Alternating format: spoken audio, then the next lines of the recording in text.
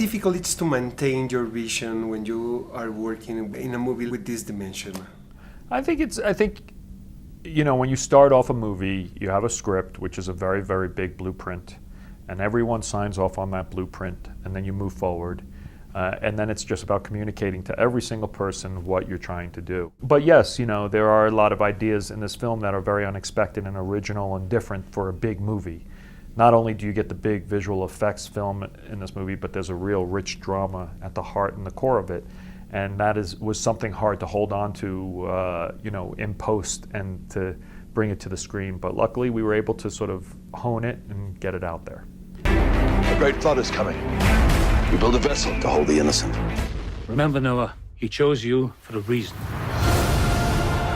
Take the ark! No one's ever done the Noah story. People have done other biblical stories, Moses, but no one's really done Noah, and I think that's because of the difficulty of it, because it's only 4 chapters long, and everything that happens is a miracle. And it's only now in the 21st century when we have the technology to possibly bring that story to life. Mama!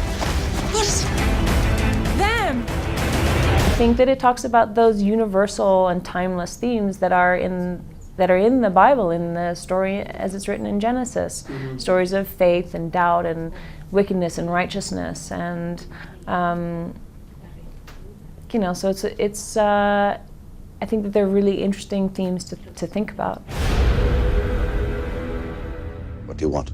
Did you really think you could protect yourself from me in that? It's not protection from you.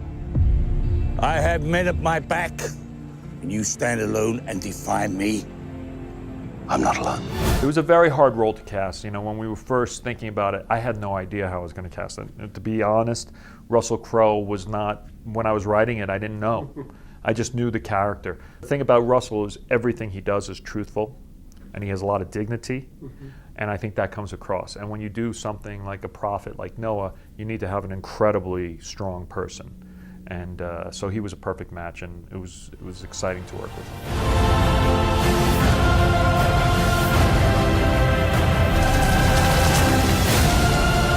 Choice was in your hands, Noah.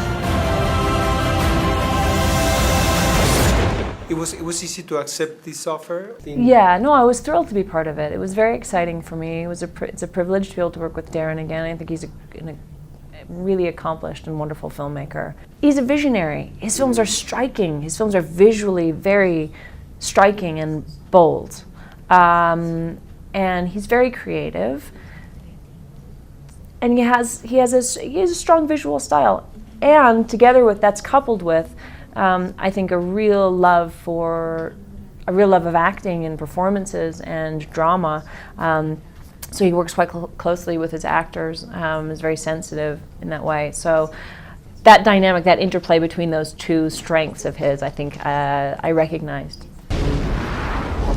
Even if you're not from the Judeo-Christian Islamic background, you know, you have a flood story in your tradition. In the Amazon, they have a tradition. The Mayan tradition, there's a flood story. In China, there's a flood story. In Japan, everyone has a connection to water. So there's something about it that relates to all of us. And I don't know why that is. You know, it's something that has a relationship. We have a relationship to water. And, you know, in some ways, it's incredibly destructive. Water can be, and in other ways, it's a cleanse. You know, so it's this incredible elemental force in our lives that we try to understand and come to terms with. So I think people will always be telling flood stories. As long as we're people, we will have flood stories. So being part of that tradition of telling the flood story was really exciting. It begins.